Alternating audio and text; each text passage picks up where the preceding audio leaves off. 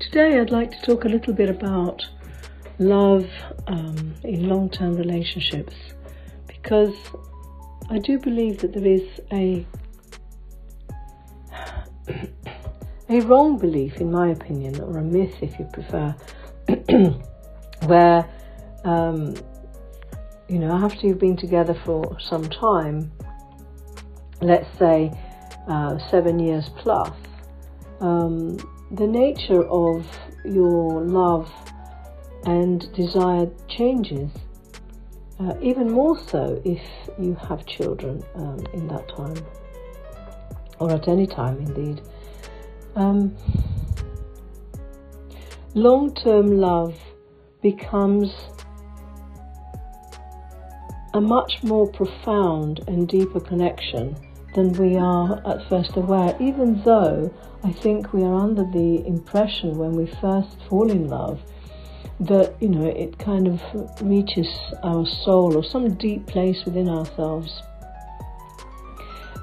Yet I think when you've been together for 7+ years with your partner,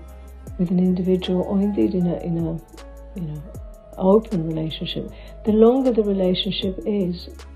the more profound and embedded that love becomes, in that you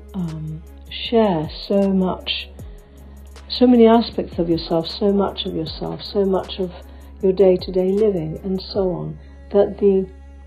passion, the fire, the lust that may have been present in the first few years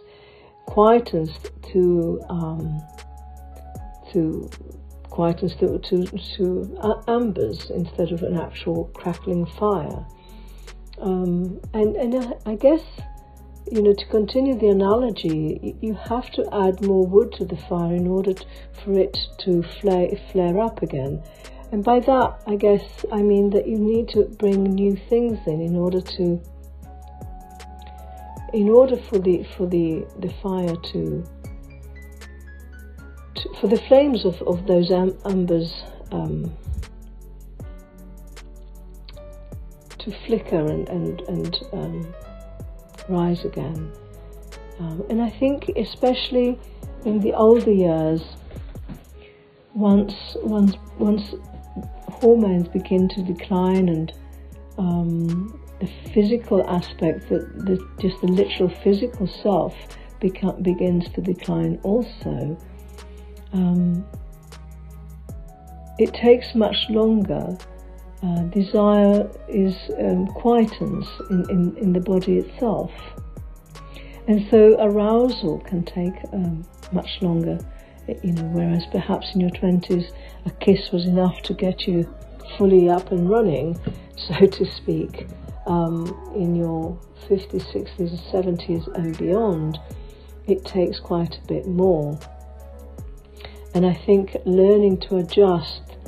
to not only a relationship which is long-term, perhaps decades, but also to the changing features of our character and our bodies,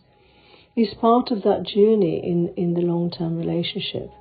But also developing an awareness that there is a deep bond that is beyond lust and beyond those things that we are used to experiencing in the first flush of a relationship. And that takes time and care and adjustment, and sometimes people need help to make those adjustments. But I think it's also one of the reasons why often men and women in their 50s and 60s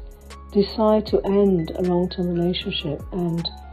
choose a younger person to be with, because somehow I think there is a fear or perhaps a desire to escape the weakness and vulnerability of old age and allow ourselves to stay young a bit longer, I guess. But if you can make those adjustments together, then the profound nature of connection and companionship really does go beyond any looks or anything else that you might have thought important back 20 years ago or before. So here's just some thoughts about what love